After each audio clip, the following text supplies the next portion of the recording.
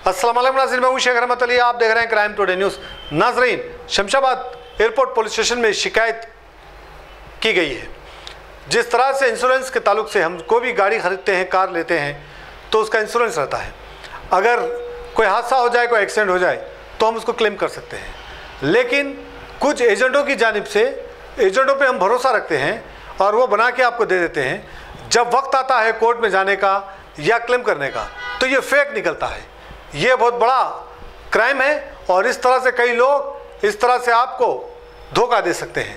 एक ऐसी शिकायत शमशाबाद एयरपोर्ट पुलिस स्टेशन में आई कि इस तरह से फेक निकला। एक हादसा हुआ था, इसके बाद ये गए, इसके बाद से वो इंश्योरेंस जो क्लेम कर रहे थे, वो इंश्योरेंस ही जो है फेक है। तो ऐसे लोगों से होशियार रहिए, क्योंकि अगले शिकार आप भी बन सकते हैं। यहाँ के पुलिस ऑफिसर्स और दूसरे लोग ने भी मीडिया से बात करते हुए सारे तफसीलात बताई, ताकि ये जो जिस तरह से धोखा का कोई और धोखा नहीं खाना। देखते हैं इस पर। మేము రిలయన్స్ ఇన్సూరెన్స్ నుంచి ఇన్సూరెన్స్లో మేము ఏంటంటే యాక్సిడెంట్స్ జరిగిన తర్వాత ఏవైతే బాధితులకి క్లెయిమ్స్ పెడతారో కోర్టులో అవి ఫైల్ చేసినప్పుడు మేము అవి సెటిల్మెంట్ చేస్తూ ఉంటాం.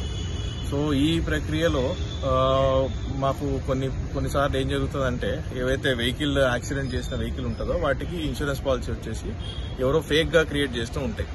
అవి వాళ్ళు ఒరిజినల్ అని భావించి అవే వాటిని కోర్టులో సబ్మిట్ చేయడం జరుగుతూ ఉంటాయి. దానివల్ల ఎంతో మంది యాక్సిడెంట్ బాధితులు వాళ్ళు ఇబ్బంది పడతారు.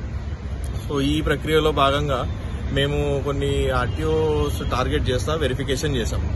సో ఇందులో మేము ఐడెంటిఫై చేసింది ఏంటంటే, కొన్ని ఆర్టీఓస్లో ఏ డాక్యుమెంట్స్ లేకుండా కూడా, అంటే బేసిక్ డాక్యుమెంట్స్ తో పాటు ఇంకా ఎన్నో డాక్యుమెంట్స్ అవసరం ఉంటాయి.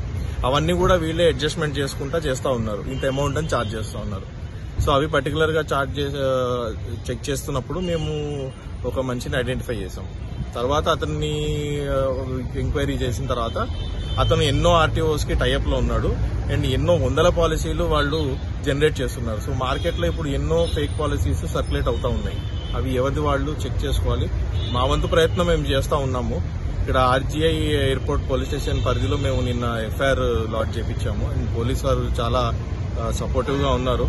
ఆల్రెడీ అరెస్టులు కూడా చేశారు. సో దీన్ని బాగా మంచి వేలో తీసుకెళ్తా ఉన్నారు.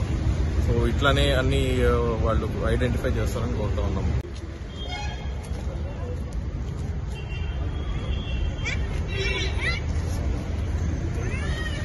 వెళ్ళండి.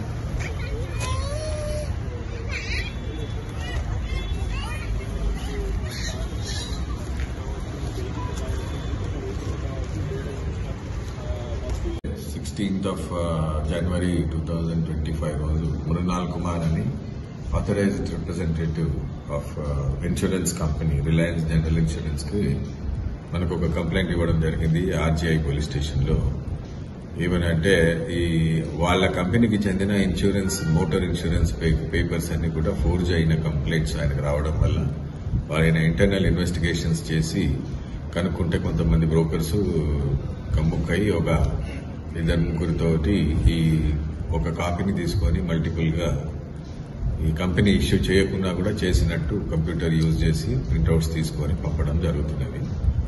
ఆ ఇన్ఫర్మేషన్ మీద రైడ్ చేస్తే ఇక్కడ సుభాష్ నగర్, మన ఆర్బీ నగర్ లో ఉన్న మన శ్రవణ్ కుమార్ గౌడ్ దగ్గర కొన్ని పేపర్స్ దొరకడంతో శ్రవణ్ కుమార్ గౌడ్ ను, శివకుమార్ ను, మరి అసలు సూత్రధారి అయిన అవైస్ ఎవరైతే ఇతను బహదూర్పురాలో ఉంటాడు, కొన్ని కంప్యూటర్స్ ద్వారా ఈ ఆర్సీను పంపిస్తే, లైసెన్స్ పంపిస్తే దానికి అనుగుణంగా ఇన్సూరెన్స్ పేపర్ తయారు చేసి వీళ్ళకి వాట్సాప్ లో పంపితే ప్రింట్అవుట్ తీసుకొని వీళ్ళు అన్ని విధాలా యూజ్ చేసుకోవడం జరుగుతుంది. ఈ ముగ్గురిని కూడా నిన్న అరెస్ట్ చేయడం జరిగింది. దీంట్లో 14 మంది బ్రోకర్స్ పేర్లు వచ్చినాయి.